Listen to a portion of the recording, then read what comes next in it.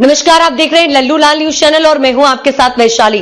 25 साल पहले गायब हुई थी मां, कर दिया था अंतिम संस्कार, फिर अचानक एयरपोर्ट पर इस हाल में जिंदा दिखी। तो कर्नाटक के बेल्लारी में रहने वाली एक महिला 25 साल पहले पति और 4 बच्चों को छोड़कर कहीं चली गई। घर वालों ने उसे खूब ढूंढा, लेकिन महिला का कुछ भी पता नहीं चल लगा। महिला मानसिक रूप से कमजोर थी। घर वालों ने अनहोनी की आशंका के चलते उसे मृत मान लिया, फिर उसका अंतिम संस्कार भी कर दिया। लेकिन एक दिन अचानक 25 साल बाद महिला अपने परिवार से दोबारा मिली। कहानी बेहद दिलचस्प है, जैसे कि एक फिल्म की स्क्रिप्ट होती है। सकम्मा का विवाह कैंचीना बांदी गांव के नागेश से हुआ था। उनके 4 बच्चे भी हुए, इनमें से एक की बाद में मौत हो गई। एक दिन अचानक सकम्मा घर से निकली और ट्रेन में सवार हो गई।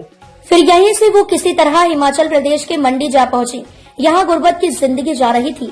साल 2018 में सकम्मा को हिमाचल में लावारिस हालत में पाया गया था। उन्हें स्थानीय प्रशासन ने वृद्धाश्रम में रखवाया। मौजूदा समय में सकम्मा भंगरोटू वृद्धाश्रम में रह रही थी। मंडी के डिप्टी कमिश्नर ने बताया, प्रशासनिक अधिकारी समय समय पर ऐसे सभी वृद्धाश्रमों का दौरा करके वहां की सुविधाओं का जायजा लेते रहते हैं। मंडी एडीसी रोहित राठौर ने सकम्मा से कन्नड़ भाषा में बात करने के लिए पालमपुर की एसडीएम नेता मैती से संपर्क किया।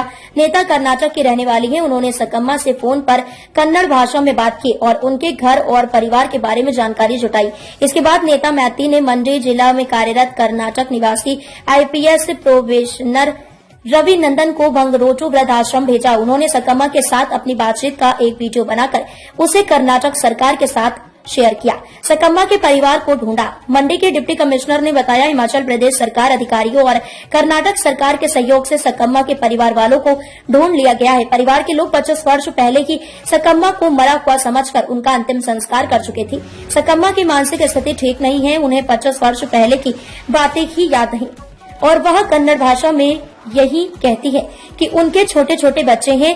उन्हें यह नहीं मालूम कि उनके छोटे छोटे बच्चे अब माता पिता बन चुके हैं। सकम्मा के 4 बच्चे थे, जिनमें से 3 जीवित हैं।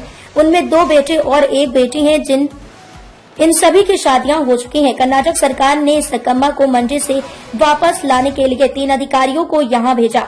फिर सकम्मा को वापस कर्नाटक लाया गया। विक्रम, बोधराज और लक्ष्मी, जो कि सकम्मा के बच्चे हैं, उन्होंने कहा कि जैसे ही एयरपोर्ट पर उन्होंने मां को देखा तो उन्हें अपनी आंखों पर यकीन ही नहीं हुआ। तीनों बच्चे मां से लिपट कर रोने लगे। सकम्मा अब तो दादी और नानी भी बन चुकी है।